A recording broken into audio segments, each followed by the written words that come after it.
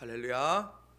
이 시간 우리 전우자회에 계신 분들과 함께 우리 축복의 인사하겠습니다. 하나님께서 오늘도 우리와 함께 하십니다. 우리 한번 이렇게 인사하겠습니다.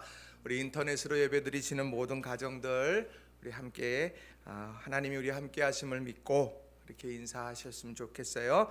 또 인사합니다. 나도 당신과 함께 있습니다. 우리 다시 한번 인사할까요? 네. 하나님이 우리와 함께 또 우리 믿음의 사람들이 곁에서 함께 살아가는 것, 이게 우리에게 큰 힘이 될 줄로 믿습니다. 코로나19의 수도권 재확산이 정말 전국적인 대유행으로 확장되어져 가는 길목 앞에 우리가 서 있습니다. 여러분은 이 길목 앞에서 어떻게 살아가고 계십니까?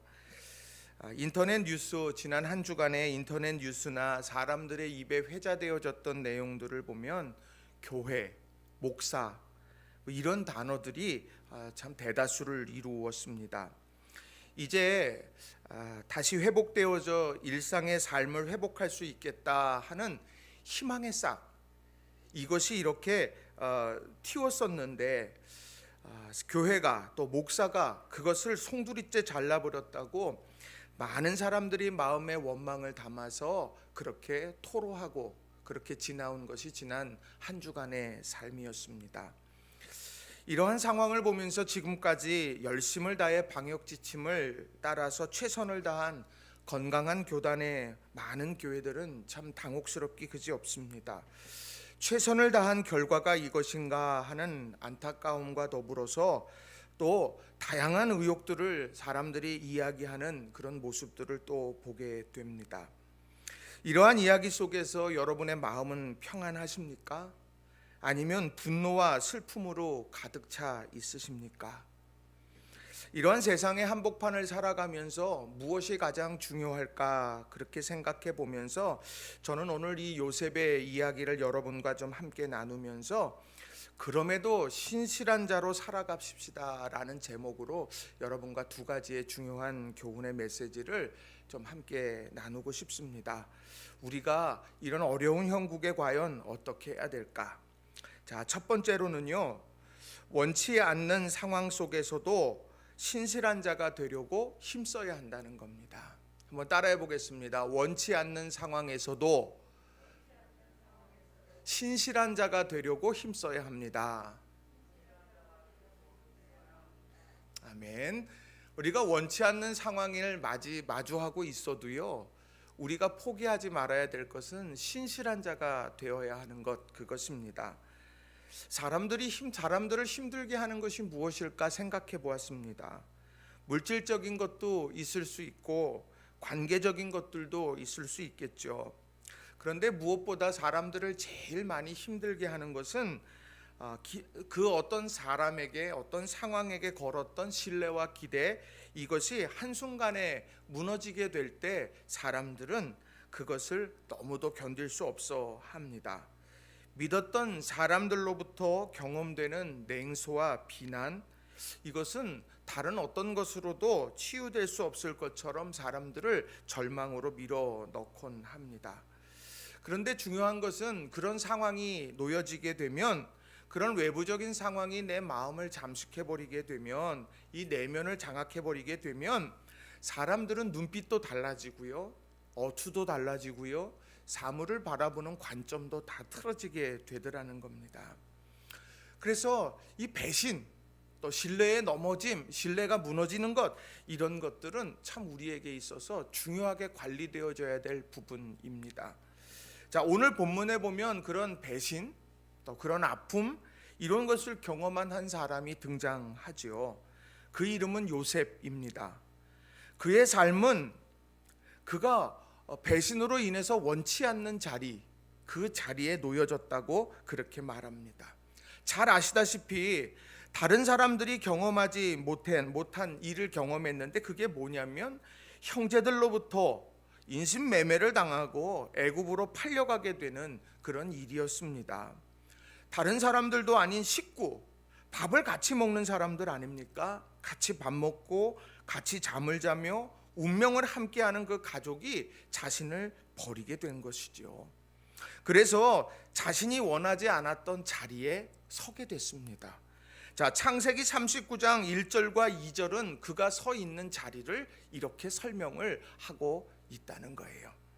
자, 1절 2절 말씀을 같이 읽어봅니다. 요셉이 이끌려 애굽에 내려가매 바로의 신하 친위대장 애굽 사람 보디발이 그를 그리로 데려간 이스마엘 사람의 손에서 요셉을 사니라.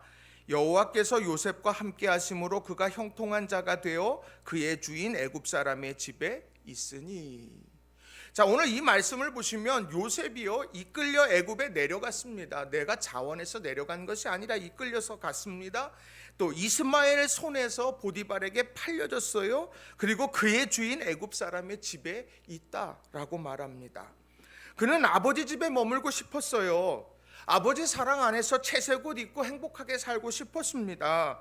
그런데 그는 지금 자신이 원하던 삶이 아니라 엉뚱한 삶, 그의 주인 애굽 사람, 내가 주인의 아들이었는데 주인의 종이, 내가 다른 보디발 애굽 사람을 내가 주인으로 맞이하는 이런 상황에 놓여지게 되었습니다. 그런데 이렇게 원치 않는 상황에 놓여져 있는 요셉의 삶을 보면서 성경은 2절에서 이렇게 말씀을 하더라는 거예요. 여호와께서 요셉과 함께 하심으로 그가 형통한 자가 되어 그의 주인 애굽 사람의 집에 있으니. 그의 주인 애굽 사람의 집에 있어요. 원치 않는 자리죠. 그런데 그 원치 않는 자리이지만 그 자리에 하나님이 요셉과 함께 하셨다라고 그렇게 성경은 이야기하고 있다라고 하는 겁니다. 그런데요, 말씀을 준비하면서 어떤 생각이 들었느냐, 하나님께서 어려움에 처해져 있는데 요셉만 특별히 사랑하셔서 요셉과 함께 하셨을까 하는 생각을 해보게 됐습니다. 하나님께서는요, 성경에 보게 되니까 정말 고통받고 어렵고 힘겹게 살아가는 사람들을 향하여서 내가 너희와 함께 있다, 그를 존재로서 그런 상황에 대한 아픔을 온몸으로 공감하시면서 내가 너희와 함께 있겠다고 말씀하시는 장면들이 참 많이 나오더라는 거예요. 시편 68편 5절에 보니까 이런 말씀이 있어요. 그의 거룩한 처소에 계신 하나님은 고아의 아버지시며 과부의 재판장이시라. 고아는 아버지가 없어요. 그런데 내가 너의 아버지가 되어줄게 라고 말합니다. 과부는요, 지금 자신의 모든 삶을 변호하고 또 자신의 모든 삶을 책임져 줄 남편이 없는 상황인데 내가 너의 재판장이 될 거다 라고 그렇게 말씀하시더라는 거예요.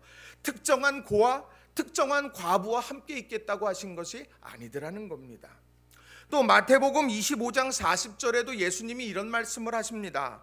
임금이 대답하여 이르시되 내가 진실로 너희에게 이르노니 너희가 여기 내 형제 중에 지극히 작은 자 하나에게 한 것이 곧 내게 한 것이니라 하시고. 하나님, 예수님께서 뭐라고 이 비유에 대한 말씀을 주십니까? 내 형제 중에 지극히 작은 자 한 사람, 그 한 사람이 곧 나다라고 이렇게 말씀을 하시더라는 거예요. 이것은요, 어떤 특정한 다른 것이 아니라 그 삶의 고아로 과부로 지극히 작은 자로 살아가는 모든 사람들과 함께 하시겠다고 하는 하나님의 사랑의 그런 폭을 이야기하고 있다는 것이죠. 자, 그렇다고 하면 오늘 요셉처럼 종으로 팔려온 애굽으로 팔려온 수많은 사람들이 있지 않았겠습니까? 그런데 결과는 요셉과 똑같지는 않았다는 사실을 우리는 주목하게 됩니다. 세상에 많은 사람들, 하나님께서 내가 너와 함께 있겠다고 말씀하시는 수많은 사람들이 있는데 그 모든 사람들이 똑같은 것을 경험하지는 않았습니다. 무엇이 다를까? 요셉에게는 도대체 무엇이 다를까? 그건 하나님에 대한 반응이 달랐던 겁니다. 그가 원치 않는 자리에 머물러 있게 됐지만 그러나 그 자리에서 내가 너와 함께 있겠다 하신 그 말씀을 붙들고 살아가는 그런 삶의 반응이 달랐다. 성경은 그렇게 우리들에게 알려주고 있다는 거예요. 그럼 요셉이 도대체 어떻게 했느냐? 원치 않는 자리에서 도대체 어떻게 했느냐라고 하는 거예요. 자, 요셉의 삶은 어땠습니까? 저는 그렇게 두 가지로 생각을 했습니다. 하나는 뭐냐면 요셉은요, 분노와 절망에 자신을 방치하지 않았다는 거예요. 분노와 절망에 자신을 방치하지 않았다는 겁니다. 자, 요셉의 삶은 원망과 불평으로 형제를 원망하고 사회를 부정하고 인생을 내놓는 그런 감정의 소용돌이가 누구보다도 가슴에 많이 휘몰아쳤을 그런 상황이었습니다. 그러나 그는 그 감정에 자신의 모든 것을 내어 맡기지 않았다는 거예요. 도리어 그는 그 마음, 그런 상황 속에서도 신실함을 지켜 행했다. 성경은 그렇게 이야기를 하더라는 겁니다. 자, 창세기 39장 3절의 말씀을 보세요. 그의 주인이 여호와께서 그와 함께 하심을 보며 또 여호와께서 그의 범사에 형통하게 하심을 보았더라.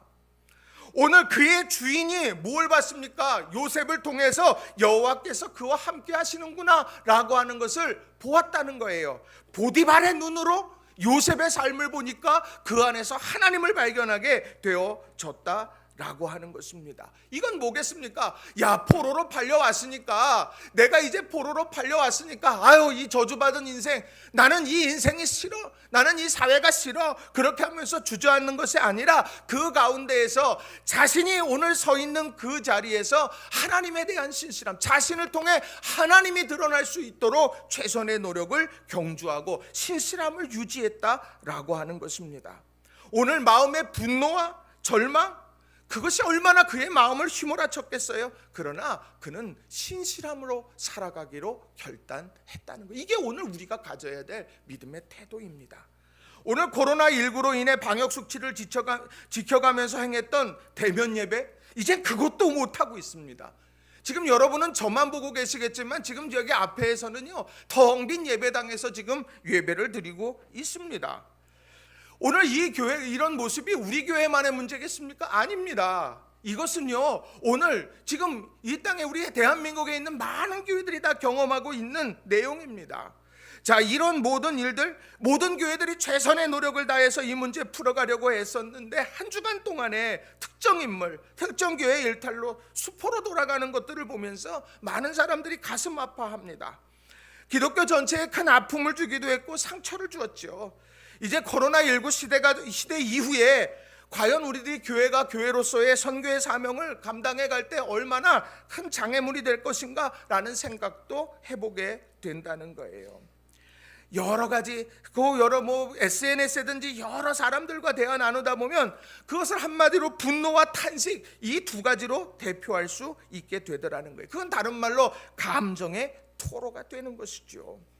오늘이요, 중요한 것은요, 우리의 감정의 토로보다 더 중요한 것은 오늘 이 순간에 내가 그 감정의 토로를 넘어서서 내가 요셉처럼 신실함으로 어떻게 하나님이 함께 계심을 드러낼까. 세상 사람들은 교회를 향해서 지탄하지만, 교회를 향해서 욕하고 있지만, 목사를 향해 욕을 하고 이제 교회 다닌다는 것, 그것을 이야기할 때 사람들이 칫칫할지 모르지만 우리는 그럼에도 불구하고 그 자리에서 하나님의 신실함, 하나님이 드러나는 신실함으로 우리는 묵묵히 살아가면 되는 거예요.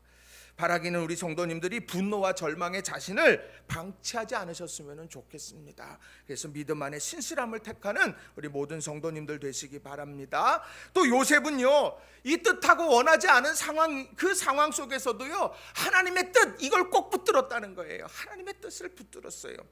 자, 요셉은 원치 않았던 자리에서 하나님의 뜻에 대한 깊은 관심을 가졌습니다. 창세기 50장 20절에 보면 형제들을 향해서 하는 이 말이 있어요. 이 말씀 제가 전에도 설교했던 말씀이죠. 이 본문 제가 좀 읽어드립니다. 당신들은 나를 해하려 하였으나 하나님은 그것을 선으로 바꾸사 오늘과 같이 많은 백성의 생명을 구원하게 하시려 하셨나니. 요셉은요, 형들이 한 거 잊지 않았어요. 어떻게 잊혀지겠습니까? 형들이 자기를 팔았어요. 자기를 팔아가지고 애굽 땅까지 오게 보냈는데 어찌 잊어버려요. 보디발 집에서 종으로 살아갔던 것, 그리고 내가 감옥에 갇혀서 살아갔던 것, 내가 이 모든 일련의 모든 일들의 시작이 형들로부터 시작되어졌는데 내가 그걸 어떻게 잊어요? 당연한 거 아닙니까? 요셉도 잊지 못했어요. 당신들은 나를 해하려 하였으나, 그는 잊지 못했어요. 그러나 중요한 건 뭐겠습니까? 그 잊지 못할 일들 가운데 하나님의 뜻을 생각하게 됐다는 거예요. 당신들은 나를 해하려 하였으나 하나님은 그것을 선으로 바꾸사 오늘과 같이 많은 백성의 생명을 구원하게 하시려 하셨나니.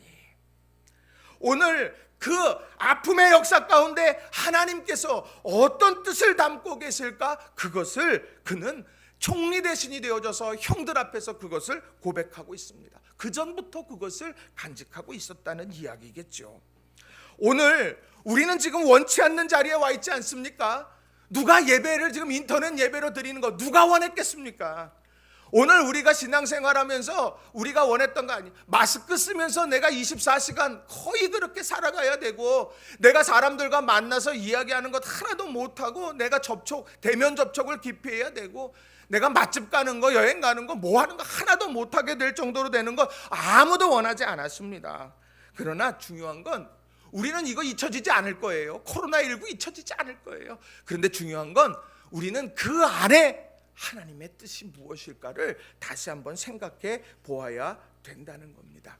그래서 바울 사도도 로마서 12장 2절에서 이렇게 당시에 대제국 로마 아닙니까? 그 로마를 살아가고 있는 사람들에게 이런 이야기를 하잖아요. 너희는 이 세대를 본받지 말고 오직 마음을 새롭게 함으로 변화를 받아 하나님의 선하시고 기뻐하시고 온전하신 뜻이 무엇인지 분별하도록 하라. 본받아야 될 걸 본받으라고 이야기하면서요, 강조한 건 분별하라는 거예요. 뭘 분별합니까? 하나님의 뜻이 그 안에 무엇이 있을까? 이것을 돌아보라는 거예요. 이 코로나19가 주는 의미가 분명히 있을 거예요. 지금 우리도 누구도 이것이 끝나지 않은 상황입니다. 단언할 수 없어요. 그러나 후에 우리에게 주는 분명한 깨달음이 있을 겁니다. 우리가 지금 이 순간에 하나님께서 우리의 삶의 지경을 어떻게 바꿔 가실지, 우리가 탐욕으로 찌들려 가지고 우리가 나락으로 다 걸어가고 있는 이 땅 가운데 하나님 바라보라고 그렇게 만들어가는 것이 될 수도 있어요. 우리가 하나님에 대한 경각심 잊어버리고 살아갈 때, 마지막 때에 대한 경각심을 잃어버리고 살아가는 우리들에게 새로운 깨달음을 주실 수도 있어요. 어떤 것인지 우리는 도무지 알 수가 없습니다. 우리가 함께 살아가야 된다는 상생에 이런 것 잊고 우리가 나만 잘 살면 된다고 생각했던 사람들의 마음에 경종을 울리는 것인지 우리는 몰라요.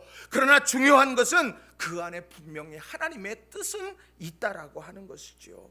우리는 이것에 대한 분별을 가지고 우리는 기도해야 된다라고 하는 거예요. 그래서 우리는 원망보다 문제 해결을 위해 최선을 다하게 된다는 거죠. 요셉의 삶이 그러했습니다. 요셉의 내면에 형들이 나를 팔아버린 것에 대한 그런 섭섭함, 원망함, 불평, 그것이 얼마나 많이 있었겠습니까? 그러나 하나님에 대한 신실함을 지켜야 된다는 그런 마음도 그에게 있었을 거예요. 가장 어려웠던 순간에 이 내면에 투쟁이 끊임없이 있었을 거라는 거죠. 그러나 그는 어떻게 했습니까? 내가 신실함을 선택했다는 거예요. 내가 오늘 이 상황에서 하나님이 원하시는 것, 내가 그것을 찾아보죠. 하나님이 어떻게 바꾸어 갔을지 돌아보자, 기대하자. 그리고 하나님께 모든 걸 맡기더라는 거예요. 로마서 12장 21절 이렇게 말씀합니다. 악에게 지지 말고 선으로 악을 이기라. 마태복음 5장 16절 이같이 너희 빛이 사람 앞에 비치게 하여 그들로 너희 착한 행실을 보고 하늘에 계신 너희 아버지께 영광을 돌리게 하라. 이게 세상이 말하는 것과 다른 것 아닙니까? 어떻게 선으로 악을 이깁니까? 그리고 어떻게 이러한 상황 속에서 착한 행실을 보여줄 수가 있겠습니까? 말이 안 되죠. 그러나 그럼에도 불구하고 우리는 하나님의 뜻을 믿는 사람이기 때문에 오늘 내가 서 있는 그 자리에서 정말 시대적 소명을 잘 감당해 갈 수 있는, 세상의 빛이요 소금으로서 우리가 할 수 있는 일에 최선을 다할 수 있는 저와 여러분이 되기를 바랍니다. 세상이 어떻게 얘기하든 그것에 흔들리지 마세요. 세상은 우리들에게 당연해요. 자신들의 삶이 송두리째 흔들려 버렸는데, 그리고 그것이 교회로부터 시작되어졌다고 믿는데, 그렇게 될 때 교회를 향한 또 성도들을 향한 여러 이야기들은 어찌 보면 인지상정이에요. 그러나 그 가운데에서 우리가 정말 중요한 것, 우리가 하나님께서 우리에게 주신 소명, 그 십자가, 그걸 붙들고 신실함을 유지하면서 살아갈 수 있는 저와 여러분이 되시길 주님의 이름으로 축원합니다.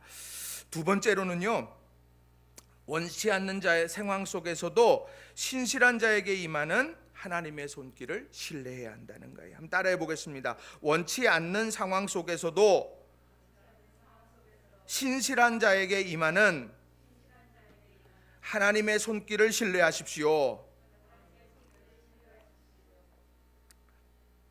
신실함을 지켜내는 것 참 힘들고 어려워요. 요셉이 당한 배신이 형제들에게서만 당했을까요? 전 말씀을 준비하면서 이 요셉이 너무 마음이 안타까웠습니다. 그는요, 보디발에게서도 배신을 당했더라고요. 보디발에게서도. 자, 보디발은요, 요셉에 대해서 그 누구보다도 잘 알았어요. 그리고 신뢰했어요. 4절에 보면 이렇게 말하잖아요. 요셉이 그의 주인에게 은혜를 입어 섬김에 그가 요셉을 가정총무로 삼고 자기의 소유를 다 그의 손에 위탁하니. 더 이상 그 가나안 땅에서 애굽으로 왔고 팔려온 그런 똑같은 종이 아니에요. 이젠 그를 신뢰하고요, 내가 정말 믿음을 주고 마음을 주는 사람이 됐다는 이야기죠. 또 6절도 보시면 주인이 그의 소유를 다 요셉의 손에 위탁하고 자기가 먹는 음식 외에는 간섭하지 아니하였더라. 이만큼 보디발은요, 요셉을 잘 알았고 신뢰했습니다. 이런 신뢰의 관계가 이렇게 있으면 얼마나 좋아요. 직장에서 상사와 부하 직원이 이런 관계가 있다 그러면은 직장 갈만 나지 않겠습니까? 학교에서 선생님과 학생들이 이런 관계다 그러면 학생들이요, 집에 안 오고 나 학교에만 있겠다고 그럴지도 모르겠어요. 자, 이런 관계가 정말 중요하고 소중하고 아름다워요. 그런데요, 문제 앞에서 이 모든 신뢰가 깨졌습니다. 그 문제의 중심에 누가 있냐? 보디발의 부인이었습니다. 보디발의 부인은요, 요셉과 동침하기를 끊임없이 요구했습니다. 유혹했어요. 아주 치밀했습니다. 7절에 보면 그 후에 그의 주인의 아내가 요셉에게 눈짓하다가 동침하기를 청하니. 눈짓해요. 추파를 던졌어요. 그리고 난 다음에 동침하기를 청했어요. 그러니까 이게 은밀하게 진행됐다는 이야기예요. 또 10절도 보면 여인이 날마다 요셉에게 청하였으나 요셉이 듣지 아니하여 동침하지 아니할 뿐더러 함께 있지도 아니하니라. 요셉에게 날마다 그랬습니다. 그러니까 요셉이 얼마나 힘들었겠습니까? 정말 처음엔 잠잠해하다가 노골적으로 이제 유혹하기 시작하는 거예요. 자, 그런 상황 속에서 요셉은요, 신실함을 지켰습니다. 역시 요셉이에요. 자, 9절에 보면 이렇게 고백합니다. 이 집에는 나보다 큰 이가 없으며 주인이 아무것도 내게 금하지 아니하였어도 금한 것은 당신뿐이니 당신은 그의 아내임이라. 그런즉 내가 어찌 이 큰 악을 행하여 하나님께 죄를 지으리이까. 요셉은 그 상황 속에서도 신실함을 지켰습니다. 하나는 그의 이 땅의 주인에 대한 신뢰, 신이에요. 그건 뭡니까? 이건 주인의 아내입니다. 이 주인의 아내를 범할 수는 없습니다. 비록 그녀가 유혹한다 할지라도 그를 지켜내야, 그 신의를 지켜내야 돼요. 칭찬받을 일입니다. 또 더불어서 하나님께 죄를 지으리까? 내가 하나님 앞에서도 부끄럽지 않아야 돼. 내가 비록 원치 않는 자리에 있지만 하나님의 그 신실하심, 하나님과의 신이 내가 이건 깰 수 없습니다. 그렇게 그는 확고하게 행동으로 옮기고 자신은 그의 곁에 있지 않았다는 거예요. 얼마나 칭찬받을 일입니까?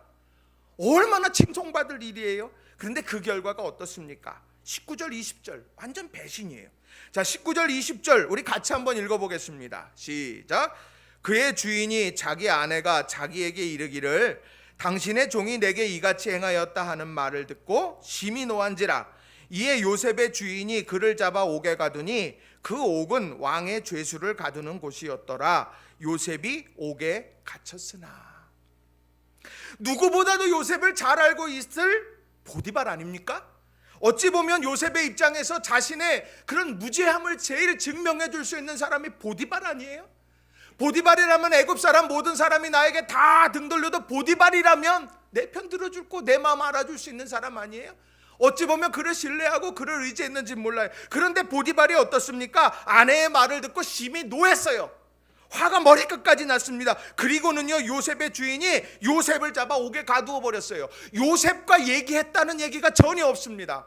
요셉은 보디발을 의지하고 신뢰하고 그가 내 마음 알아줄 거라고 생각했는지 모르지만 보디발은요, 그 위기 앞에서 이 요셉을 말도 들어보지 않고 노한 채로 그 옥에다 가둬 버렸다라고 하는 거예요. 얼마나 그의 마음이 힘들었을까요? 옥에 갇힐 수 있어. 근데 나한테 물어볼 수 있잖아. 옥에 갇힐 수 있어. 내 말 한번 들어줄 수 있잖아. 어찌 보면 그렇게 하소연할 수도 있는 상황이 아니었을까 하는 거예요. 보디발에게는 이 문제가 새어나가면 자기의 앞길 꽃길을 거둘 수 없을 것이다, 위기감에 놓였을지도 몰라요. 어찌됐건 이렇게 이익이 나가면 우리 보디발 가문에 치욕이 돼. 그러니까 서둘러서 이거 해결해 버려야 돼. 우리 그렇게 됐는지도 몰라요. 그러나 중요한 건 오늘 요셉의 입장에서는 배신의 늪으로 다시 한번 빠져 들어갔어요. 그 결과 요셉은요 또다시 원치 않는 자리에 놓여진 거예요. 창세기 39장 20절 이렇게 말하죠. 이에 요셉의 주인이 그를 잡아 옥에 가두니 그 옥은 왕의 죄수를 가두는 것이었더라. 요셉이 옥에 갇혔으나. 요셉은 옥에 갇혔어요. 원했던 자리 아닙니다. 그가 원했던 자리 아니에요. 신실함을 지켰어요. 그런데 그 신실함이 도리어 옥에 갇히는 순간을 또 맞이하게 됐습니다. 오늘 그 가운데에서 얼마나 통탄하며 내가 이러려고 내가 신실하게 살아가려고 애썼나? 그렇게 원망할 법한 상황이 아니겠습니까? 그까이 거 내가 눈 한번 질끈 감을 걸 그렇게 생각하지 않았을까요? 근데 요셉은 달랐어요. 요셉은요 감옥에서도 신실함을 유지했습니다. 자, 창세기 39장 21절 22절에 보면 바로 그 감옥에서 신실함을 유지하려 작정한 이 요셉에게 주시는 하나님의 은총이 있었어요. 21절 22절 여호와께서 요셉과 함께 하시고 그에게 인자를 더하사 간수장에게 은혜를 받게 하심에 간수장이 옥중죄수를 다 요셉의 손에 맡김으로 그 재반 사물을 요셉이 처리하고. 저는 이 말씀 중에서 그에게 인자를 더하사라는 이 말씀이 가슴에 와닿습니다. 신실함을 지켰어요. 그런데 하나님께서 그에게 인자를 더하시더라는 거예요. 사랑을 더하세요. 그래 내가 내 마음 안다. 이런 어려운 상황, 원치 않는 상황 속에서도 믿음 지키고 신의를 지키려고 했던 네 마음을 알아. 그리고 내가 네 마음을 알기에 너에게 인자를 더할 거야. 그 인자가 더해지니까 어떤 일이 일어납니까? 간수장에게 은혜를 받게 하심에. 옥에 갇혀서 자신은 아무것도 할 수 없는 상황이지만, 옥에 갇혀서 자신은 아무것도 행사하고 아무것도 이야기할 수 없지만 도리어 간수장이 그에게 은혜를 베푸는 거예요. 오늘 요셉이 간수장을 매수했다? 아니요. 간수장에게 뇌물을 줬다? 아니요. 세상의 방식이 아니에요. 하나님의 인자를 그에게 더해 주시니까 간수장의 마음을 하나님이 움직여 주셨다라고 하는 거예요.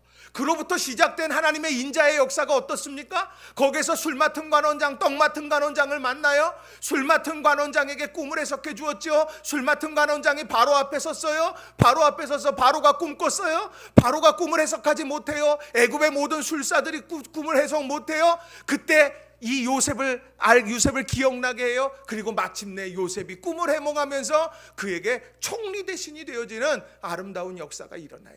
총리 대신이라는 관직에 오른 그런 세상이 말하는 입심양명이 중요한 게 아니에요. 하나님의 인자가 더해지니까 간수장에게 하나님의 역사를 이루었고, 술 맡은 관원장을 통해서 이루어졌고, 애굽의 왕인 바로를 통해서 그의 삶이 새롭게 일으킴을 받게 되어졌다라고 하는 거예요. 그러니까 인자의 역사, 사랑의 역사가 되더라는 겁니다.